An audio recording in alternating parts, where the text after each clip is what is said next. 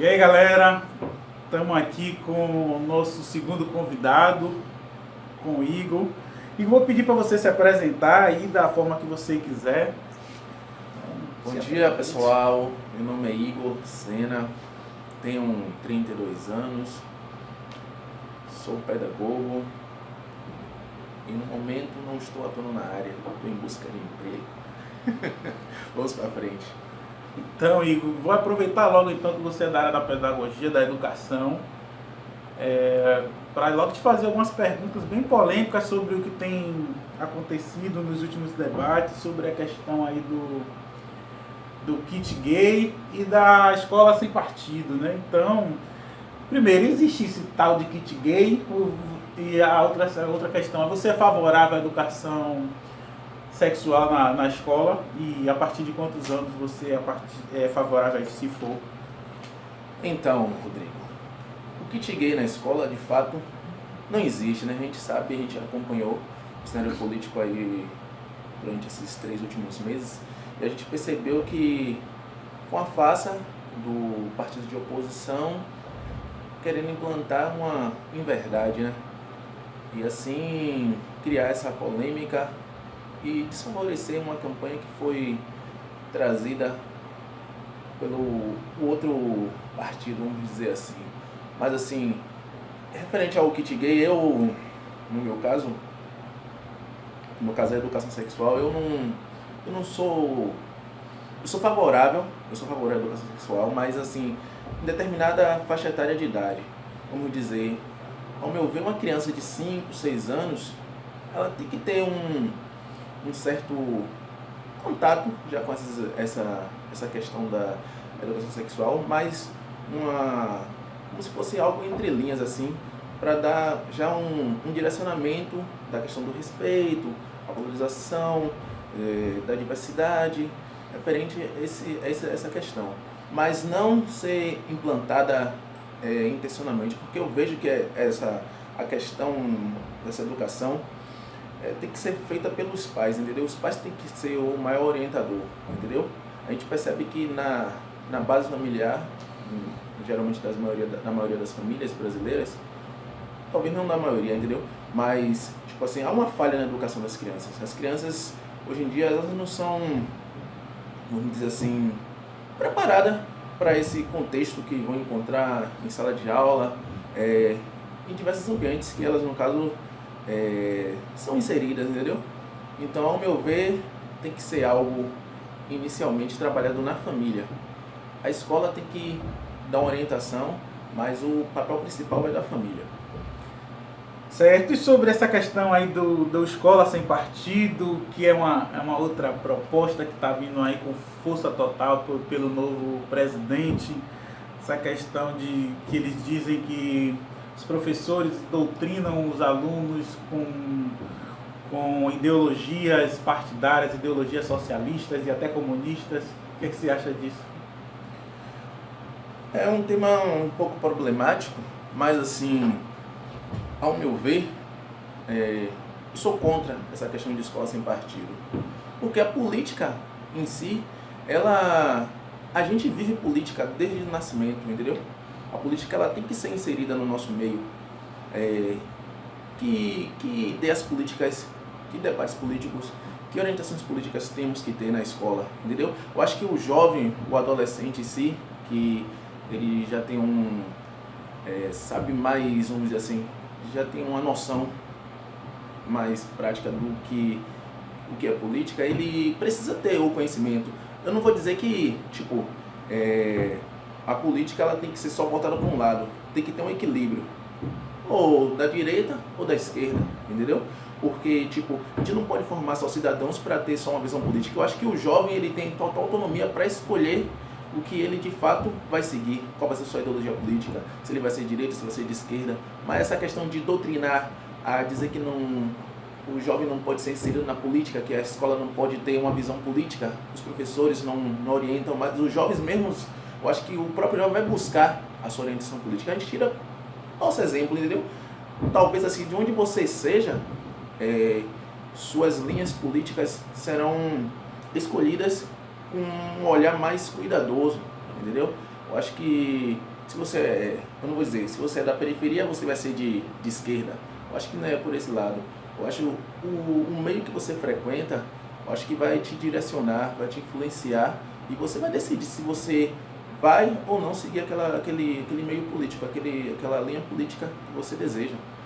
Até porque os partidos, né, eles têm referências ideológicas bastante diferentes. E eu acho que o professor, ele tem uma responsabilidade com o profissional que ele é e com os alunos que ele tem, né? Então ele não vai, eu acho que eu nunca vi um exemplo de um professor que entra na escola para falar, por exemplo, de PT ou de PSOL, como é que o povo está acusando aí muito, né? Vai lá fazer campanha para o PT, PSOL em sala de aula. Eu acho que a questão não é essa. Acho que levantar problemas sociais e tratar a política, né, de uma visão mais ampla da questão, acho que é isso que é o papel do professor. Mas não é dizer que ele vai lá defender Lula, vai defender não sei o quê. Acho que não é essa a questão. Você já deu aula em alguma escola, ou no seu tipo de aluno, você já presenciou alguma coisa assim desse tipo? Não, nunca presenciei nada disso, não. Eu acho que os próprios estudantes fazem os movimentos políticos dentro da escola, com os grêmios estudantis, a própria faculdade ou universidade com os próprios DA, os centros acadêmicos dentro da universidade, entendeu? Eu acho que começa a se direcionar a partir desse momento. Eu acho que o aluno começa a escolher um lado, entendeu? Que lhe acolha melhor, que lhe dê ideias de uma melhor sociedade, de uma melhor questão econômica, de coisas que vão beneficiar um país em geral, entendeu? Certo, então a gente vai só mudar um pouquinho de assunto, mas ainda está muito interligado com... E aí a gente vai na questão mesmo do tema principal, que é o nosso Novembro Negro. E aí a gente vai falar de políticas de reparação, né? Políticas voltadas para a população negra, que é uma questão também que causa bastante polêmica. Já vi muita gente falando até em política de racismo reverso nas nossas redes sociais. Política de cotas. Você é favorável? Você acredita nessa questão que é um tipo de racismo reverso? Como é que tu vê essa questão das políticas de reparação? As políticas de reparação, assim, elas são necessárias de fato. Eu não participei de política de reparação de cotas na universidade, entendeu? Eu não participei, não tive esse benefício. Mas assim, as pessoas que se inseriram nas políticas de cotas, elas tiveram ganhos, entendeu? E esses ganhos beneficiaram, melhoraram a sua questão social, melhoraram a sua vida, a vida de sua família em geral.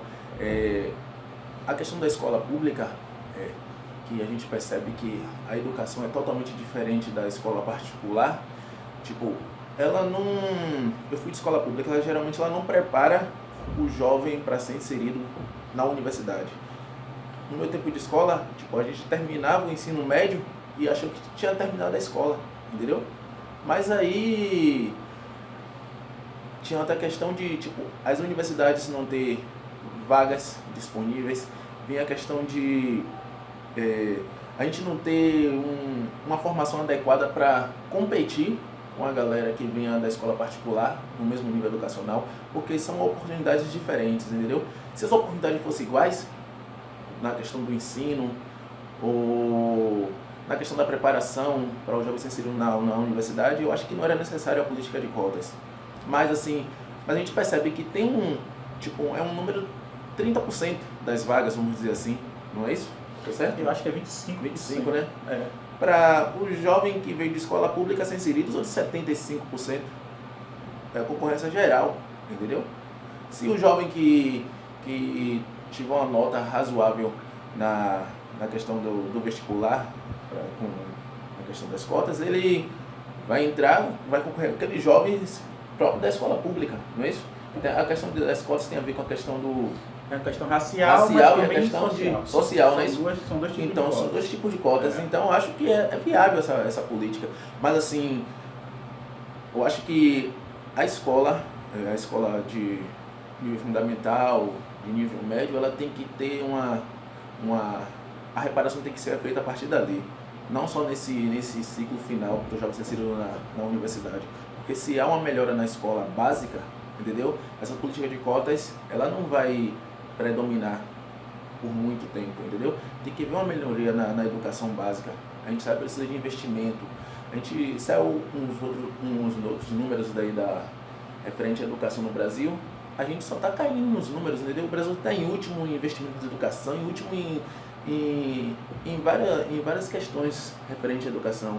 E ainda vem com a questão de congelamento de investimentos em educação por 20 anos do governo. Então, a tendência é piorar. Já está sendo. A educação no Brasil não é algo bom, visto mundialmente. E sem essas políticas, acho que piora mais ainda. Rapaz, movimento negro, né? A gente acha que começou lá com a Frente Negra Popular, ou parlamentar, não lembro direito como era o nome, mas isso já tem bastante. Mas o movimento negro, ele existe, né? Desde a época da escravidão, com os quilombos, né? Com os revoltosos e tal. Mas o movimento negro moderno, né? Como a gente pode chamar assim, ou contemporâneo, como o movimento negro unificado, reaja, né? O movimento de mulheres negras e tal. Eu vi muito, por exemplo, alguns negros até dizendo que movimentos desnecessários, movimentos racistas também, que promovem o racismo, e que é um movimento que promove o vitimismo, né? Que coloca o negro em condição de vítima para tentar alguma posição, alguma política pública para favorecer somente os negros. Como é que você vê os movimentos negros, qual a importância histórica dele, se tem alguma, ou se não é também mais necessário esses movimentos? Referente à importância histórica, o movimento negro no Brasil teve grande importância histórica, pois ele buscou meios de melhorar a condição do negro na sociedade em diversos aspectos, entendeu? A gente às vezes não vê isso no dia a dia, entendeu? Porque às vezes não tem uma ênfase na mídia, não tem uma atuação assim, corpo a corpo, eu acho, não tem uma atuação corpo a corpo dentro dos bairros. Eu acho que eu nunca tive contato assim com grupos, e assim, aqueles grupos de raiz do movimento negro, eu nunca tive contato. Mas assim, eu já vi diversas atuações do movimento negro em ambientes que eu participei, de militância, essas coisas todas, entendeu? Mas assim, eu acho que precisa se mudar um pouco a atuação do movimento negro. Porque a sociedade muda, entendeu? E as coisas têm que se mudar também. A forma de atuar, a forma de buscar melhorias, entendeu? Para a sua bandeira em geral. Eu acho que tem que haver uma mudança. Eu não sei que direcionamento o movimento negro deve tomar, mas assim, as pessoas chamam de vitimismo, entendeu? Mas assim, se buscar outros meios, outra forma de organização, de atuação, talvez mude a visão dessas pessoas que ela tem. As pessoas estão, tipo assim, houve uma mudança na política brasileira que, tipo,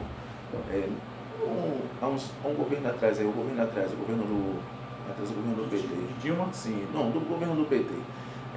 De Lula, vou falar do governo especialmente de Lula. Tipo, a economia do Brasil mudou, a questão de acesso ao trabalho mudou nesse período, o Brasil teve referência lá fora, aquela coisa toda, entendeu?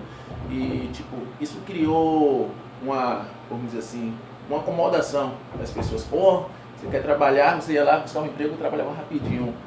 Acesso à universidade, as políticas vieram, você entrava na universidade. Tipo, ficou, entre aspas, mais fácil, entendeu? Então, ao meu ver, por ter mudado essa questão, acho que deveria mudar a forma de atuação do próprio movimento em si, entendeu?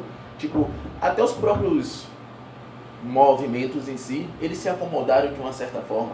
Porque, tipo, o partido está no poder e aí a gente, tipo, a forma de buscar, de se trabalhar, eu acho que se acomodou um pouco e aí, tipo, aí mudou agora, o cenário novamente alternou. E aí ficou com essa visão da parte de direita, que no caso vê esses movimentos dessa forma, entendeu? Então a gente tem que mudar a forma de atuação. O movimento tem que mudar. Também tem um pouco essa visão de... Acho que faltou mais oposição do próprio movimento, porque os movimentos ele tem que ser oposição a qualquer tipo de partido, né? Apesar de ele ter afinidade com os partidos, eu acho que faltou mais oposição ao próprio PT, né, quando estava no governo. E também, né, o movimento de base, ele deixou muito a desejar, ele foi sendo ficando um pouquinho afastado do movimento de base. É por isso que a gente vê hoje muito, né, negros de comunidades falando que os próprios negros estão de mimimi, acreditando em racismo reverso e tudo mais. Eu não acredito nessas coisas, mas respeito muito a opinião das pessoas, mas eu queria muito ouvir essas pessoas nos meus debates, até nesse momento aqui que eu estou convidando essas pessoas que têm uma opinião contrária para vir fazer esse bate-papo aqui, porque eu não consigo entender, mas, como você disse, a sociedade está mudando e a direita está cooptando os negros, o pessoal de base e tudo mais. A direita, no caso, ela tem uma forma de mobilização que consegue reverter a visão de muitas pessoas que estão dentro da comunidade, entendeu? As pessoas, elas, talvez pela falta de vamos dizer assim, uma leitura ou um aprofundamento na história da sociedade brasileira, na história do negro, essas pessoas que estão inseridas na sociedade não, que estão inseridas na comunidade, elas não conseguem perceber a luta também que foi dessas pessoas para hoje as coisas estarem desse jeito, entendeu? Tipo, as coisas estão muito camufladas, e aí elas caem facilmente vamos dizer, na lábia. Elas caem facilmente na lábia. E as pessoas sabem manipular. Tipo, o pessoal tem uma educação boa, e aí, tipo, usam de diversos métodos para conseguir reverter o pensamento, tá ligado? Eles conseguem penetrar no pensamento da galera.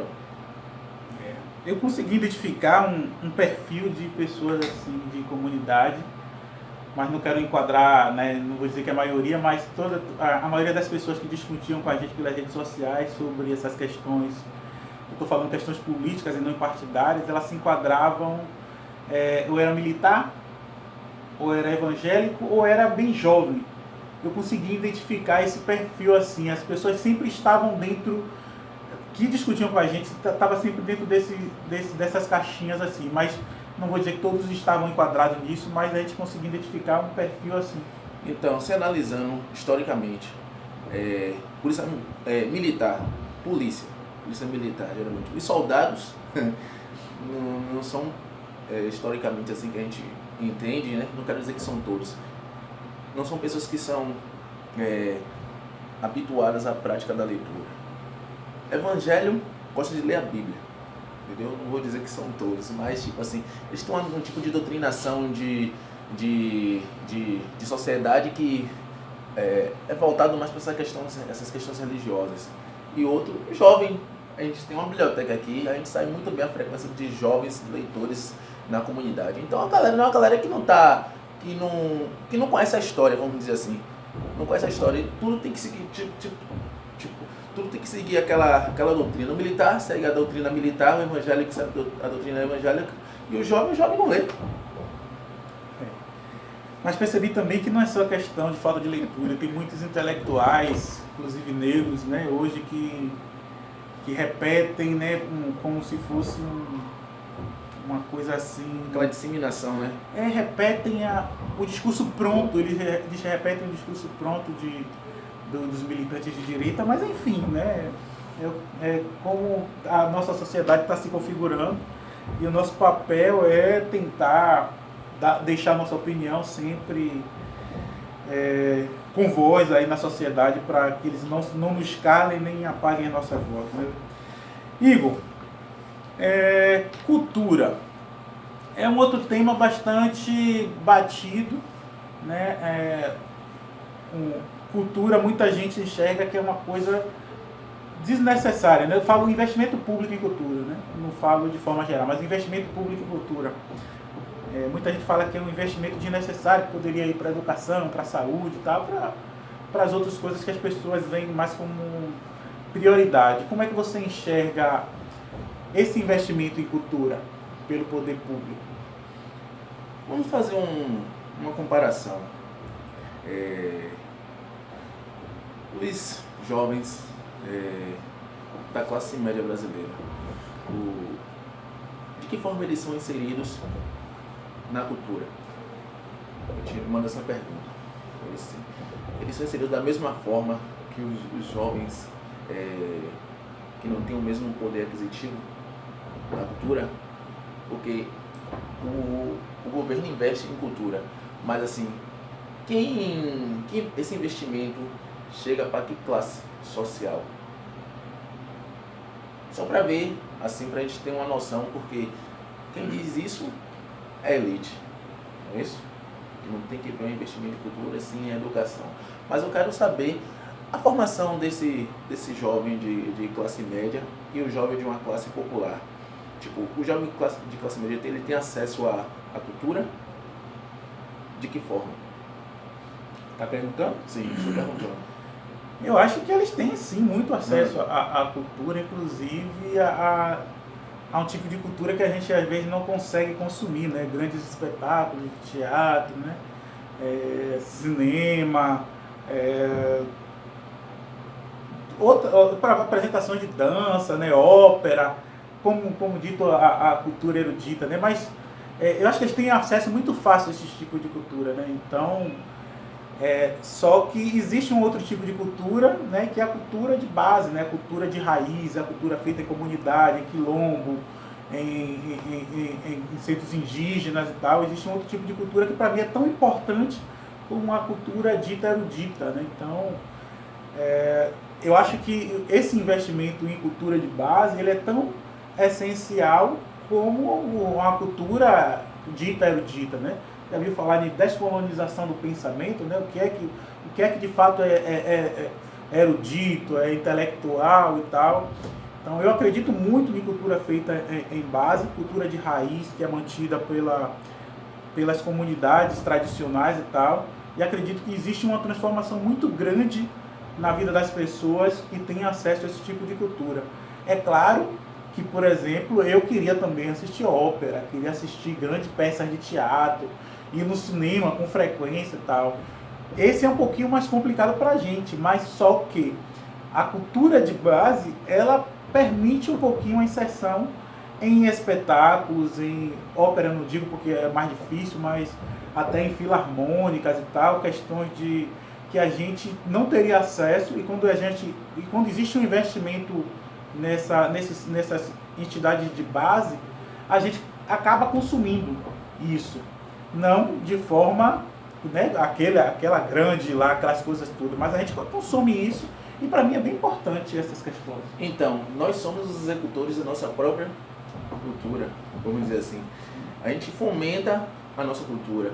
Tipo, quem fomenta a cultura erudita, entendeu? De onde é que vem essas pessoas que fazem aqueles espetáculos? Porque assim, ó, eles desmerecem a nossa cultura de base e valorizam a cultura erudita. Existe muito investimento em relevância nisso, né? Então, a questão toda tá aí. Porque, tipo, eles não acham que a cultura de base é algo favorável eles não acham algo cultural, vamos dizer assim, ao meu ver, entendeu? Ou ao que a gente tem, vamos dizer assim, o conhecimento, vamos dizer assim. Eles não acham algo cultural. Acham que, tipo, prepara o jovem para ficar naquela mesmice, vamos dizer assim, na mesmice, e com isso, tipo, a cultura que eles, no caso, valorizam e que querem que a gente seja inserido, essa cultura erudita, que é algo que é da formação, vamos dizer assim, uma formação deles, vamos dizer assim, mas isso o que forma a gente, as nossas raízes, o nosso conhecimento, a nossa base, é essa cultura de base, entendeu? É o teatro em si, são as músicas as músicas, os espetáculos afrodescendentes. Eu acho que tipo, cada contexto tem a sua história, entendeu? O seu meio cultural, e em ambos os aspectos tem que ser valorizado, entendeu? Eu acho que é a história do povo, vamos dizer assim, a cultura é a história do povo e o que o povo coloca em prática para se valorizar toda a sua história, sim, a sua identidade, vamos dizer assim. Então é por isso que a cultura tem que ser valorizada, independente se seja uma cultura erudita ou uma cultura de raiz. Esse é o... Eu também acho. Eu só acho que quando investe em cultura erudita, né, na dita cultura erudita, a gente poderia ter um pouquinho mais acesso sobre essa cultura. Bem que a Lei Rouanet, muita gente critica, mas assim, eu acho ela uma lei importante, mas ela é pouco democrática, né? Ela tem investimento muito em grandes espetáculos, grandes cenários e tal, porque é a empresa que escolhe onde vai investir. Então ela quer uma questão de visibilidade. Ela não pensa na questão da transformação, quanto a cultura pode levar. São os interesses, né? Então, mas existe uma cota quem aprova a Lei Rouanet deve ter acesso, né, a ingresso gratuito ou meia entrada e tal, mas a gente nunca vê isso, né? Tem espetáculos às vezes no Teatro Castro Alves, a gente nunca tem acesso, não sabe de onde vêm essas cotas, que a gente poderia estar acessando isso também. Enfim, a gente já está ali com quase 30 minutos de vídeos, ainda tem uma questão para a gente abordar aqui, que é a questão do Calabar, né? Que você ainda não, acho que você nem falou ainda, mas a gente está sempre tocando nessa questão, Calabar enquanto comunidade, importância histórica dos movimentos sociais, né, enquanto comunidade discriminada. Então, qual é a sua relação histórica com o Calabar e como é que você enxerga o Calabar num cenário soteropolitano? Então, vamos lá. O Calabar... Tipo, eu sou morador do Calabar, atualmente moro no Alto das Pombas, comunidade de gestante aqui, mas enfim, eu posso falar aqui pra você.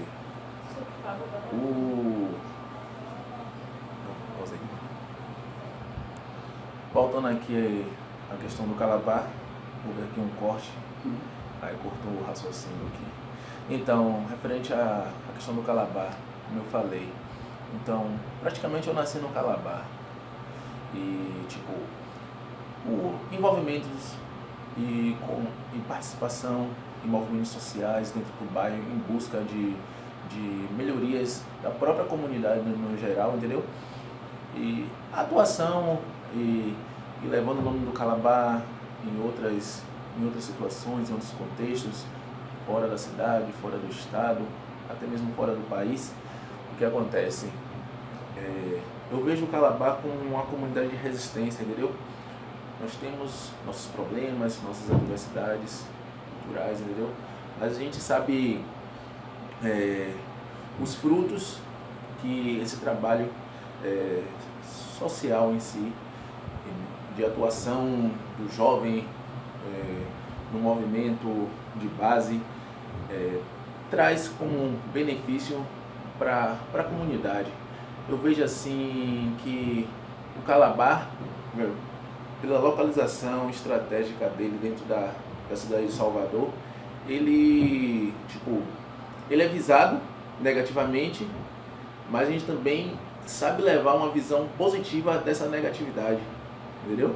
Porque ao mesmo tempo que os meios de comunicação ele traz coisas negativas referente à violência, tráfico de drogas, mas os movimentos de resistência dentro do bairro conseguem, no meio social, no meio cultural, levar uma outra realidade que a maioria das pessoas no cenário da cidade não conhece, entendeu?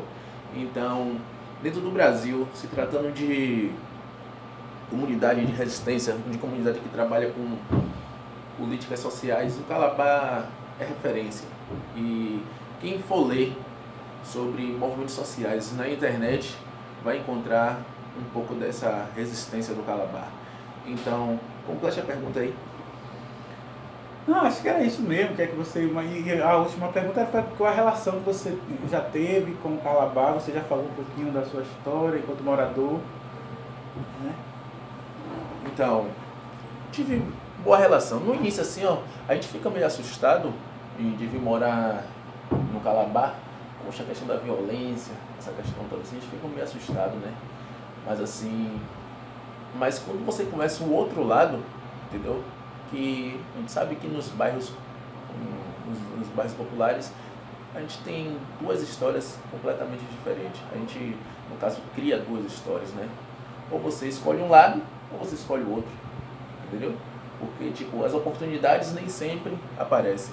Mas, assim, a gente tem que buscar a nossa oportunidade, entendeu? Eu busquei oportunidade, eu busquei me formar, eu busquei me inserir em um cenário que fosse prosperar, vamos dizer assim, prosperar intelectualmente, prosperar financeiramente. E hoje eu vejo que isso me ajudou bastante, porque o que acontece? Até nesse vídeo eu falei que eu estou sem trabalhar, mas assim, as ideias que eu tenho de buscar recursos, tipo, isso, o cara tem que ser inteligente, Empreendedor, né? Tem que ter jogo de cintura para lidar com esse cenário que o país se encontra, mas isso não é empecilho, entendeu? Para que eu fique parado, entre em um cenário de vou ali entrar no tráfico de drogas, porque o tráfico de drogas dá dinheiro fácil. A gente consegue se reinventar com a diversidade, com a dificuldade, porque tipo, quando você tem uma base de formação bacana, que você tem um conhecimento, que você tem meios de buscar alternativas de sobrevivência, você consegue se distanciar de diversos aspectos que vão te influenciar negativamente. Certo. Não tem emprego formal, mas trabalha. Isso é importante também. A gente nunca perder de vista, porque a gente tem que se virar nos 30 mesmo. Então, vamos fazer aquele momento bate-volta. Infelizmente, o nosso tempo ali já esgotou. Então, a gente vai fazer aquele momento bate-volta. Tá? Eu te lanço uma palavra e você me dá uma resposta aí rápida. Um sonho. Igualdade no Brasil. Um herói. Mandela. Um escritor.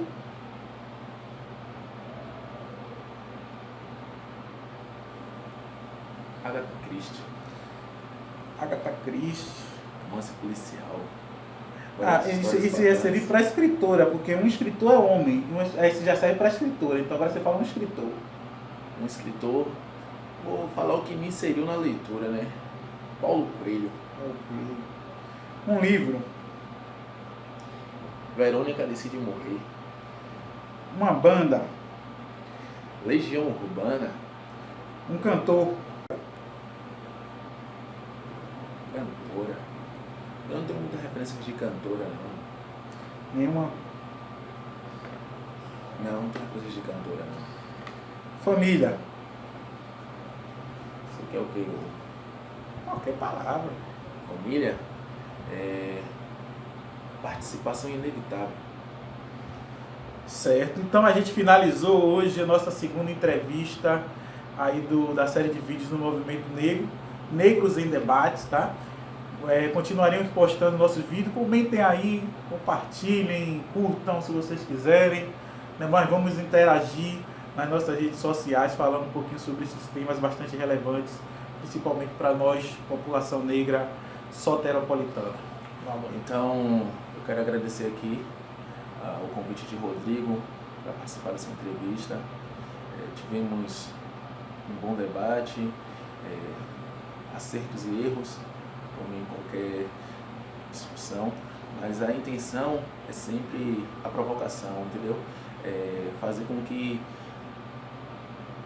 pessoas tenham outros pensamentos, outras ideologias, busquem outros conhecimentos e, acima de tudo, se sintam bem e busquem o seu crescimento pessoal. Essa é a intenção de ter esse movimento, ter esse bate-papo. E lembrando que a família não é só a família sanguínea, são os amigos também. Uhul, até mais, galera!